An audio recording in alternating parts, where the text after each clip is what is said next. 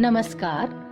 आज कृष्ण लीला की इस कड़ी में कृष्ण के परलोक गमन से संबंधित रहस्य को जानेंगे। साथ ही कृष्ण को क्यों योगेश्वर कहा जाता है जबकि उन्होंने राजसी जीवन व्यतीत किया, इसके बारे में भी थोड़ी चर्चा करेंगे। ऐसा क्या हुआ कि यदुवंशी समूल नष्ट हो गए? इसके पीछे एक घटना है जिसका वर्णन मैं यहाँ कर रही हूँ। एक दिन विश्वामित्र, आसित, दुर्वासा, कश्यप, वशिष्ठ और नारद आदि बड़े बड़े ऋषि द्वारका के पास पिंडारक क्षेत्र में निवास कर रहे थे। सारण आदि किशोर जामवती नंदन सांब को स्त्री वेश में सजाकर उनके पास ले गए। ऋषियों से मजाक करने पर उन्हें क्रोध आ गया और वे बोले, श्री कृष्ण का पुत्र साम वृष्णि और अंधक वंशी पुरुषों का नाश करने के लिए लोहे का एक विशाल मूसल उत्पन्न करेगा। केवल बलराम और श्री कृष्ण पर उसका वश नहीं चलेगा। बलराम जी स्वयं ही अपने शरीर का परित्याग करके समुद्र में प्रवेश कर जाएंगे और श्री कृष्ण जब भूमि पर ध्यानस्थ होंगे उस समय जरा नामक बहेलिया उन्हें अपने बाण से बीत देगा।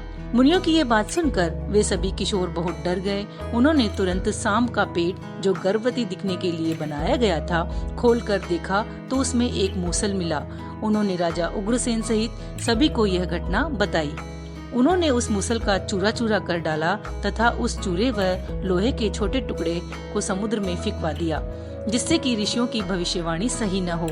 लेकिन उस टुकड़े को एक मछली निगल गई और चूरा लहरों के साथ समुद्र के किनारे आ गया और कुछ दिन बाद एरक यानी एक प्रकार की जो घास होती है उसके रूप में उग गया। मछुआरों ने उस मछली को पकड़ लिया। उसके पेट में जो लोहे का टुकड़ा था उसे जरा नामक व्याध ने यानी शिकारी ने अपने बाण की नोक पर लगा दिया। मुनियों के शाप की बात श्री कृष्ण को भी बताई गई थी। उन्होंने कहा, ऋषियों की यह बात अवश्य सच होगी। एकाएक उन्हें गांधारी के शाप की भी बात याद आ गई। वृष्णिवंशियों को दो शाप, एक गांधारी का और दूसरा ऋषियों का। श्री कृष्ण सब कुछ जानते थे, लेकिन शाप पलटने में उनकी रुचि नहीं थी। उस समय 36वां वर्ष चल रहा था। उन्होंने यदुवंशियों को तीर्थ यात्रा पर चलने की आज्ञा दी। वे सभी प्रभास में उत्सव के लिए इकट्ठे हुए और किसी बात पर आपस में झगड़ने लगे। झगड़ा इतना बड़ा कि वे वहां उग आई घास को उखाड़कर उसी से एक दूसरे को मारने लगे। हाथ में आते ही वह घास एक विशाल मूसल का रूप धारण कर लेती। उस घास से यदुवंशियों का नाश हो गया। इस घटना के बाद बलराम जी ने समुद्र में जाकर जल समाधि ले ली। भगवान श्री कृष्ण महाप्रयाण कर स्वधाम चले जाने के विचार से सोमनाथ के पास वन में एक पीपल के वृक्ष के नीचे बैठकर ध्यानस्थ हो गए।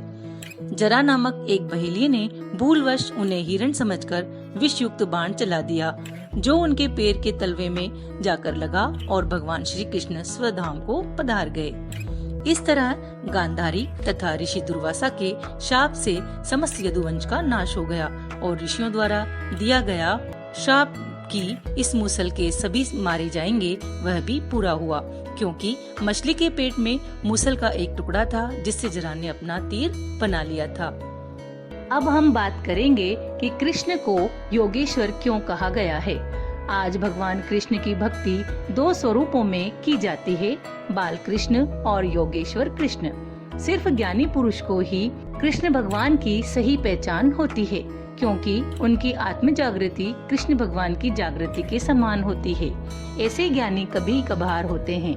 काफी लोग सोचते हैं कि कृष्ण भगवान ने बहुत ही युद्ध किए, बहुत सारे लोगों को मार दिया, उनकी 16,000 रानियां थी, वे राजसी ऐश्वर्य वाला जीवन जी रहे थे। ऐसी परिस्थिति में उन्हें कैसे भगवान माना जाए? पूरी दुनिया में लोग क्यों उनकी श्रद्धा से भक्ति करते हैं?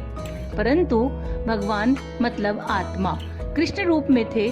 दूसरे शब्दों में वे आत्मज्ञानी थे। वे हमेशा निज स्वरूप की जागृति में रहते थे। मैं शुद्ध आत्मा हूँ और यह देह अलग है, ऐसी उनकी सोच थी। भौतिक रूप से संसार के हर कार्य में उपस्थित रहने के बावजूद कृष्ण भगवान हमेशा मैं किसी भी कार्य का कर्ता नहीं हूँ, यही उनका मूल मंत्र था।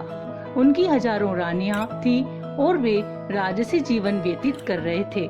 फिर भी वे नैष्ठिक ब्रह्मचारी थे। उन्हें हमेशा ये लक्ष्य में रहता था कि वे कर्मों से भाग नहीं सकते और जागृति में रहकर कर्म फल को भुगतना ही सही तरीका है। महाभारत के युद्ध के मैदान में भी श्री कृष्ण भगवान ने अर्जुन को कहा, तू लंबे अरसे से मुझे पहचानता है, फिर भी तू मेरे सही स्वरूप को नहीं जानता। तू जो अपने खुद के सामने देखता है वह मेरा सही स्वरूप नहीं है। जो तुम्हें दिखता है वो मेरा स्थूल स्वरूप यानी भौतिक शरीर है। मैं इस शरीर से भिन्न हूँ, मैं शुद्ध आत्मा हूँ, तू भी शुद्ध आत्मा है। तेरे भाई, चाचा, गुरु और मित्र जिनसे तू यह युद्ध करने वाला है वे भी शुद्ध आत्मा है। यह युद्ध करना तेरे लिए निश्चित कर्म फल है, इसलिए तुम्हें यह कार्य आत्मा की जागृति में रहकर करना है।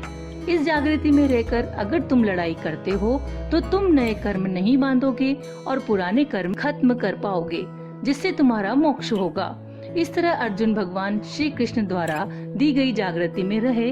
उन्होंने युद्ध में अनेक लोगों को मारा, फिर भी एक कर्म नहीं बांधा और उसी जन्म में आत्यंतिक मोक्ष पाया। इसीलिए श्री कृष्ण को योगेश्वर कृष्ण कहा जाता है, क्योंकि उन्होंने जो भी कर्म किया आत्म जागृति से किया। उन्होंने अपने जीवन में शरीर और आत्मा को भिन्न भिन्न माना। आत्म जागृति को पाने के लिए ही उन्होंने हर कर्म किया, इसीलिए कोई भी कर्म उन्हें बंधन में नहीं बांध सकता।